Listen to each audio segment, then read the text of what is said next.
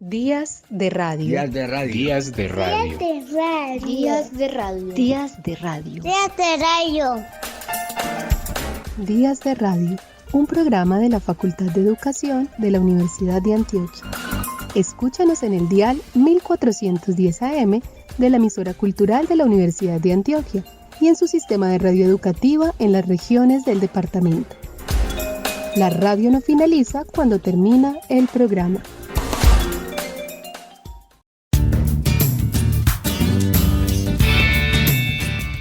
Muchos años después, 40, estamos frente a un hito de la literatura.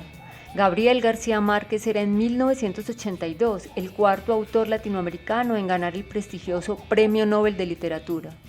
Antes de él lo obtuvieron Gabriela Mistral en 1945, Miguel Ángel Asturias en 1967, Pablo Neruda en 1971. Después de él, el galardón de la Academia Sueca ha sido para Octavio Paz en 1990 y Mario Vargas Llosa en el año 2010. En Días de Radio queremos unirnos a los festejos, conmemoraciones y celebraciones por este aniversario.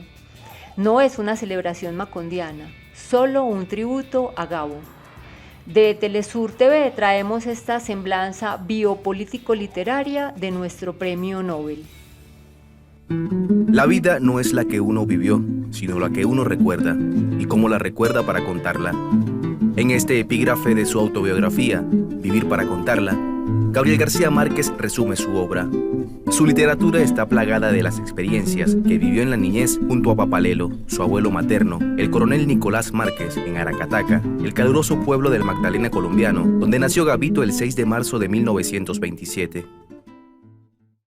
Pocos sabíamos, por ejemplo, que en el primer párrafo de 100 años de soledad, Gabo evoca el momento en que su abuelo lo llevó a ver los pescados congelados en los almacenes de la United Fruit Company, la compañía bananera que explotaba las tierras de su natal Colombia y cuya hacienda más extensa le daría el nombre al mitológico pueblo de sus novelas, Macondo.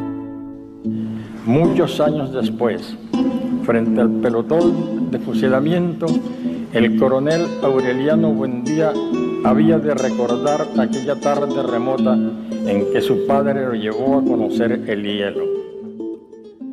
Conocido como el maestro del realismo mágico, García Márquez ha sido inspirador de grandes escritores, como el Premio Nobel chino 2012, Mo Yan. Sin embargo, alega que ha tenido que pedirle muy poco a su imaginación y que, por el contrario, el mayor desafío ha sido la invención de recursos para hacer creíble la vida, en alusión clara a la historia de esta América, madre de los sucesos más inverosímiles. Su prestigio internacional le ha hecho blanco de las élites mundiales, que codician una foto junto a él. Sin embargo, se ha mantenido del lado de la izquierda progresista, manteniendo una profunda y criticada amistad con Fidel Castro, líder de la Revolución Cubana, contribuyendo a la creación de la agencia Prensa Latina y la Escuela Internacional de Cine de La Habana, o donando el dinero obtenido por el Premio Rómulo Gallegos al Movimiento al Socialismo, un partido disidente venezolano. Como él mismo reconoce, jamás se imaginó como escritor y llegó a ser uno gracias al desafío hecho por el director del suplemento literario del Espectador, quien afirmaba que en Colombia no había jóvenes que escribieran. Al siguiente domingo, un cuento enviado por el joven García Márquez era publicado a página completa en el diario. Luego de esto, no ha parado de escribir. Más de una docena de novelas, guiones de cine, reportajes, ensayos y cuentos conforman su vasta bibliografía que lo hicieron merecedor en 1982 del Premio Nobel de Literatura, dándole la dimensión de quien considera su maestro, el estadounidense William Faulkner, aunque Gabo no se sintiera digno de estar en el lugar que éste ocupó 32 años antes. En su discurso en Estocolmo, García Márquez instaba al mundo a la creación de una nueva y arrasadora utopía de la vida, donde nadie pueda decidir por otros hasta la forma de morir, donde de veras sea cierto el amor y sea posible la felicidad, y donde las estirpes, condenadas a 100 años de soledad, tengan por fin y para siempre una segunda oportunidad sobre la tierra. El legado de Gabriel García Márquez se resume en su simple pero fiel creencia en que la vida de todo el mundo pudiera ser mejor por el simple hecho de llevar siempre un libro en el morral. La educación no siempre es aterradora, castradora de la creatividad o inútil en la vida de los genios como nuestro Nobel. En este segmento un fragmento de las memorias de Gabo sobre su paso por la escuela Montessori y la manera como su maestra Rosa abre el mundo a los sonidos y las letras. La maestra de Gabriel García Márquez. La primera mujer que me fascinó fue la maestra que me enseñó a leer a los 5 años. Rosalena Ferguson Gómez fue la maestra que le enseñó a leer y a escribir a Gabriel García Márquez. Era una maestra muy bella, muy graciosa, muy inteligente, que me inculcó el gusto de ir a la escuela solo por verla. Cuentan el olor a la guayaba. Gabo a los 6 años se enamoró de Rosa y casi medio siglo después ella de él y su realismo mágico. Siempre se sintió orgullosa de lo que una vez el Nobel le dijo al oído: mis triunfos son tuyos. El deseo de Gabo de ver a Rosa Ferguson acompañándolo en Estocolmo nunca se cumplió. La maestra murió en 2005 a sus 96 años de un infarto. En sus memorias literarias, Vivir para contarlo, su último libro, García Márquez se recuerda así a su maestra. En Aracataca habían abierto por esos años la escuela montessoriana, cuyas maestras estimulaban los 5 sentidos mediante ejercicios prácticos y enseñaban a cantar. Con el talento y la belleza de Rosalena Ferguson, estudiar era algo tan maravilloso como jugar a estar vivos. Me costó mucho aprender a leer. No me parecía lógico que la letra M se llamara M, y sin embargo con la vocal siguiente no se dijera Emea sino Ma. Me era imposible leer así. Por fin, cuando llegué al Montessori, la maestra no me enseñó los nombres sino los sonidos de las consonantes. Así pude leer el primer libro que encontré en un arcón polvoriento del depósito de la casa. Estaba descosido e incompleto, pero me absorbió de un modo tan intenso que el novio de Sara soltó al pasar una premonición aterradora. ¡Carajo! ¡Este niño va a ser escritor! Me causó una gran impresión. Pasaron varios años antes de saber que el libro era Las 1001 noches. El cuento que más me gustó, uno de los más cortos y el más sencillo que he leído, es este. Un pescador prometió a una vecina regalarle el primer pescado que sacara si le prestaba un plomo para su atarraya. Y cuando la mujer abrió el pescado para freírlo, tenía dentro un diamante del tamaño de una almendra. Las condiciones están dadas como nunca para el cambio social y que la educación sea su órgano maestro. Una educación desde la cuna hasta la tumba inconforme y reflexiva, que canalice hacia la vida la inmensa energía creadora que durante siglos hemos despilfarrado en la depredación y la violencia, y nos abra al fin la segunda oportunidad sobre la tierra que no tuvo la estirpe desgraciada del coronel Aureliano Buendía, por el país próspero y justo que soñamos, al alcance de los niños.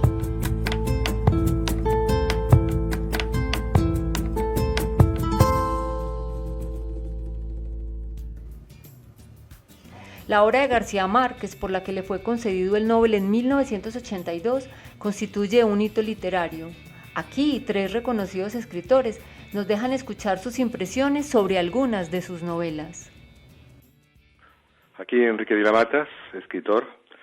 He elegido de García Márquez un relato que se titula Isabel viendo llover en Macondo, que es un relato que nació entre los borradores de la hojarasca y que leí muy pronto. Fue una de las primeras cosas que leí de García Márquez y que nunca he olvidado. Es un relato en el que está la presencia obsesiva del trópico, que es el trópico convertido en un recinto brutal en el que los hombres flotan como una especie de niebla ardiente, acosados por la soledad, por la decrepitud.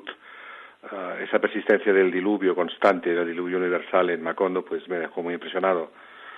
De García Márquez, mi cuento preferido, mi libro preferido es El coronel no tiene quien le escriba, pero para mí Isabel viendo llover en Macondo es un relato extraordinario que memorable, se ha convertido en el tiempo memorable para mí. Voy a empezar a leer las primeras líneas de Isabel viendo llover en Macondo. El invierno se precipitó un domingo a la salida de misa. La noche del sábado había sido sofocante, pero aún en la mañana del domingo no se pensaba que pudiera llover. Después de misa, antes de que las mujeres tuviéramos tiempo de encontrar el broche de las sombrillas, sopló un viento espeso y oscuro que barrió en una amplia vuelta redonda el polvo y la dura yesca de mayo. Alguien dijo junto a mí: «Es viento de agua». Y yo lo sabía desde antes, desde cuando salimos al atrio y me sentí estremecida por la viscosa, sensación en el vientre. Los hombres corrieron hacia las casas vecinas, con una mano en el sombrero y un pañuelo en la otra, protegiéndose del viento y la polvareda. Entonces llovió, y el cielo fue una sustancia gelatinosa y gris que aleteó a una cuarta de nuestras cabezas. Soy Eduardo Mendoza, soy escritor desde hace un montón de años y asiduo lector de Gabriel García Márquez. Me complace mucho poder leer un párrafo, aunque yo leería toda la obra suya.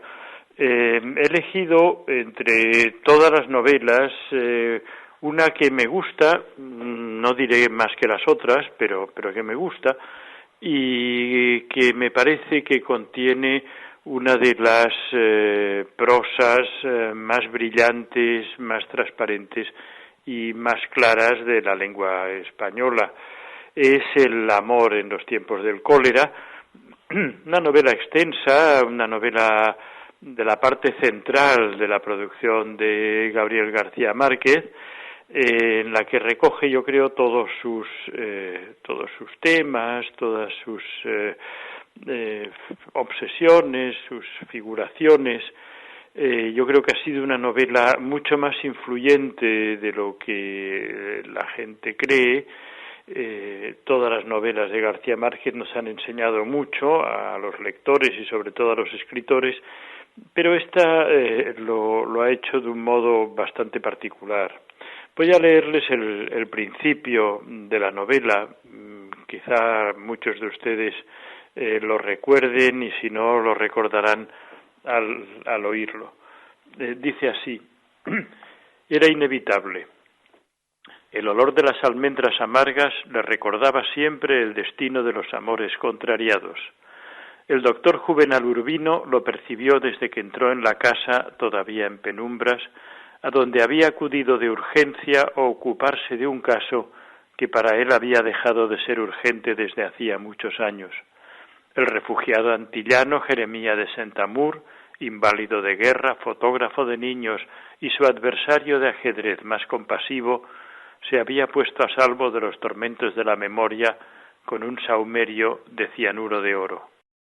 Soy Tasso Saldívar, biógrafo de García Márquez, y me gustaría compartir con vosotros ese comienzo de 100 años de soledad, porque cuando yo tenía 18 años lo leí por primera vez y fue para mí un deslumbramiento, un momento que fue muy determinante en mi vida, pues durante mucho tiempo, después de leer la novela completa, me dediqué a indagar quién era el autor de esa maravilla que acaba de leer. Y 25 años después me senté, casi sin proponérmelo, a escribir su biografía García Márquez, El viaje a la semilla. Quiero leerles este comienzo, que para mí, como para muchos de los lectores, ha debido ser un momento muy significativo en sus vidas. Muchos años después, frente al pelotón de fusilamiento, el coronel Aureliano Buendía había de recordar aquella tarde remota en que su padre lo llevó a conocer el hielo. Macondo era entonces una aldea de 20 casas de barro y caña brava, construidas a la orilla de un río de aguas diáfanas que se precipitaban por un lecho de piedras pulidas, blancas y enormes como huevos prehistóricos. El mundo era tan reciente que muchas cosas carecían de nombre, y para mencionarlas había que señalarlas con el dedo. Nuestro segmento musical viene de la mano del Centro Gabo, un proyecto que promueve la Fundación Gabo a partir de lo establecido en la Ley 1741 del 24 de diciembre de 2014, por medio de la cual la nación rinde honores a la memoria de nuestro premio Nobel. En muchas ocasiones, al ser entrevistado sobre la influencia de la música en sus novelas más leídas, el escritor Gabriel García Márquez afirmó que 100 años de soledad era un vallenato de 450 páginas, mientras que El amor en los tiempos del cólera se inclinaba más al bolero. Para Gabo, la música era la que le otorgaba una verdadera cadencia a sus escritos.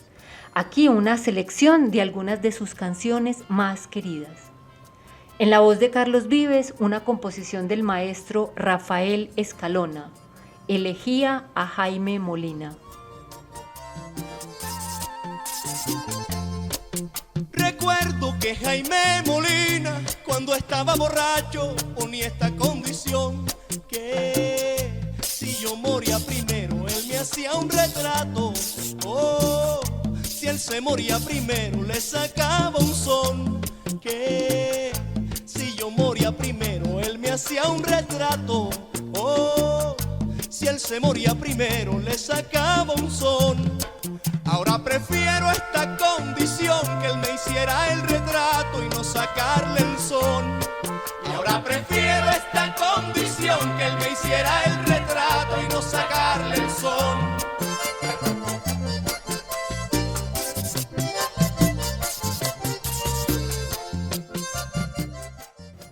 Una canción muy mexicana en la interpretación de Lola Beltrán.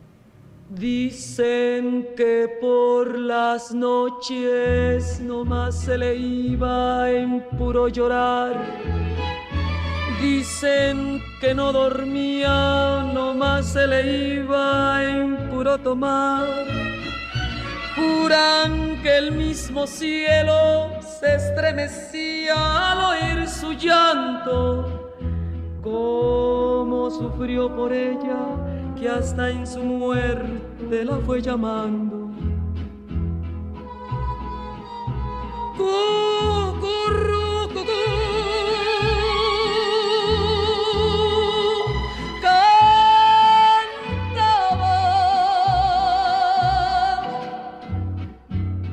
Ay, ay, ay, ay, ay.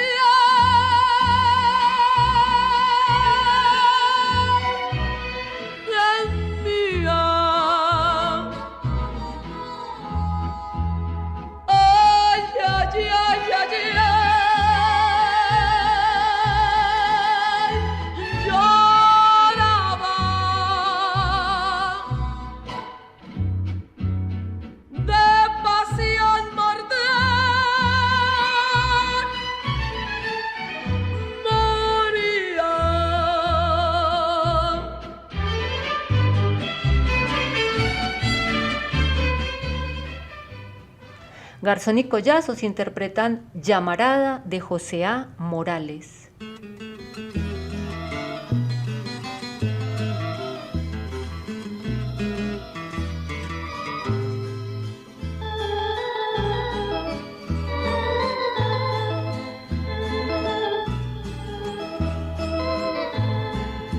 Necesito olvidar para poder vivir.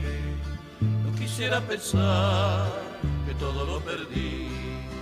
En una llamarada se quemaron nuestras vidas, quedando las pavesas de aquel inmenso amor. Y si no he de llorar, tampoco he de reír.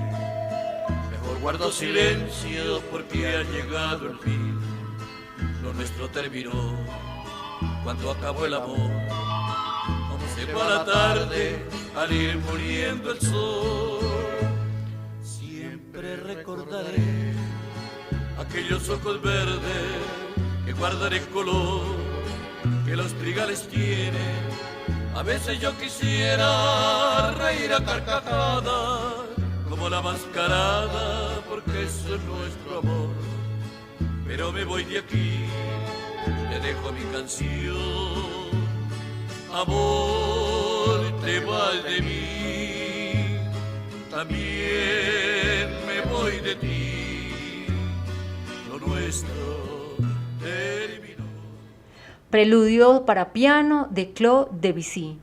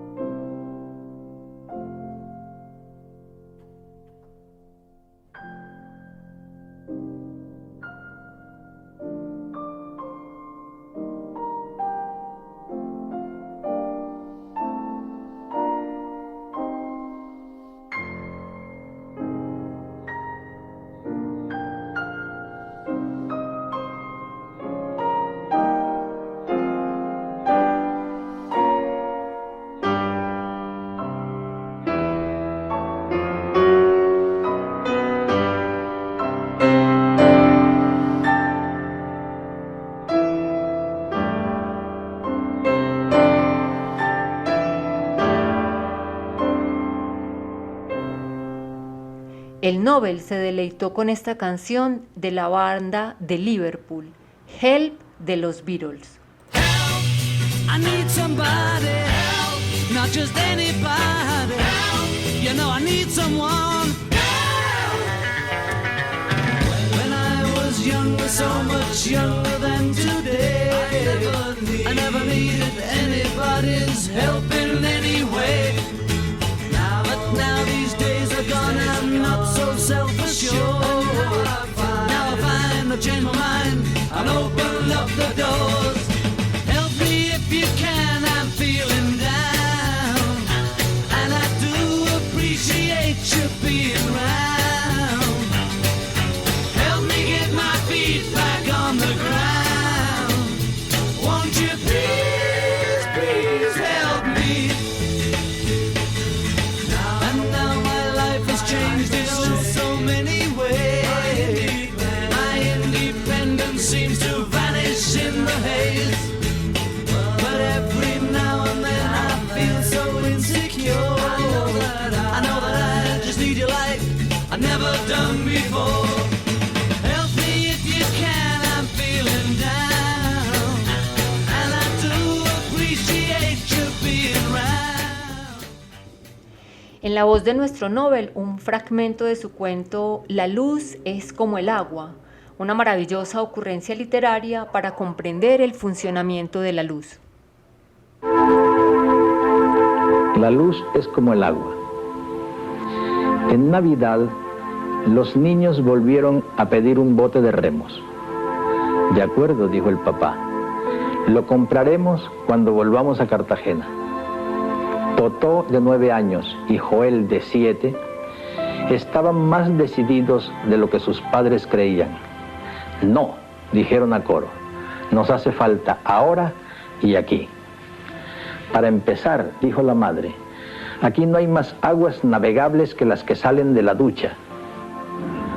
Tanto ella como el esposo tenían razón. En la casa de Cartagena de Indias había un patio con un muelle sobre la bahía y un refugio para 2 yates grandes.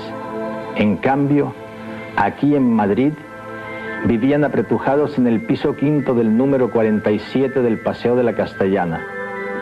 Pero al final, ni él ni ella pudieron negarse, porque les habían prometido un bote de remos con su sextante y su brújula si se ganaban el laurel del 3er año de primaria, y se lo habían ganado.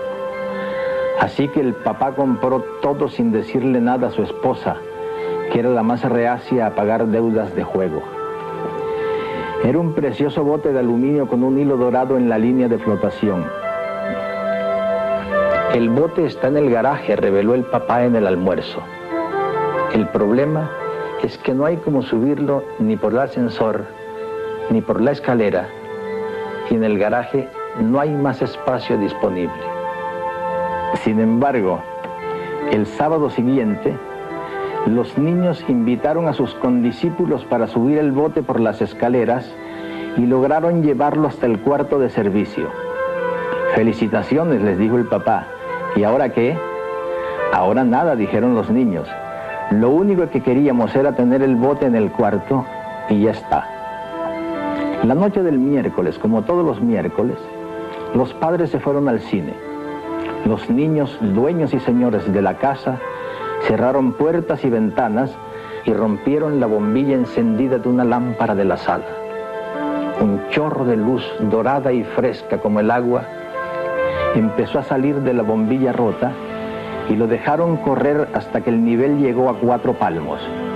Entonces cortaron la corriente, sacaron el bote y navegaron a placer por entre las islas de la casa. Esta aventura fabulosa fue el resultado de una ligereza mía cuando participaba en un seminario sobre la poesía de los utensilios domésticos. Totó me preguntó cómo era que la luz se encendía con solo apretar un botón, y yo no tuve el valor de pensarlo 2 veces. La luz es como el agua, le contesté. Uno abre el grifo y sale. De modo que siguieron navegando los miércoles en la noche, aprendiendo el manejo del sextante y la brújula, hasta que los padres regresaban del cine y los encontraban dormidos como ángeles de tierra firme.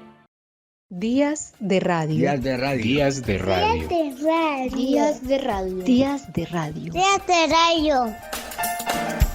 Días de radio. Un programa de la Facultad de Educación de la Universidad de Antioquia. Escúchanos en el dial 1410 AM de la emisora cultural de la Universidad de Antioquia y en su sistema de radio educativa en las regiones del departamento. La radio no finaliza cuando termina el programa.